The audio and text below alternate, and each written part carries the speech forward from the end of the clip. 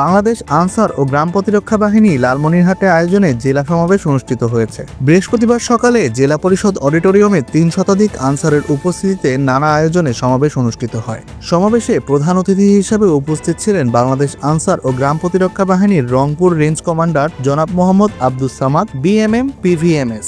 এ সময় বেলুন ও পায়রা উড়িয়ে সমাবেশের শুভ উদ্বোধন করেন রেঞ্জ কমান্ডার ও আগত অতিথিগণ। বিশেষ অতিথি হিসেবে উপস্থিত ছিলেন পুলিশ সুপার জনাব তরিকুল ইসলাম ও সিভিল সার্জন নির্মলেন্দু রায়। এ সময় আনসার ও গ্রাম প্রতিরক্ষা বাহিনীর দেশের জন্য অবদান ও ভালো কাজের প্রতিবেদন তুলে ধরেন ২৮ আনসার ও গ্রাম প্রতিরক্ষা বাহিনীর জেলা কমান্ডার জনাব কামরুজ্জামান। অনুষ্ঠানে সভাপতিত্ব করেন জেলা প্রশাসক এইচ এম রকিব হাওলাদার।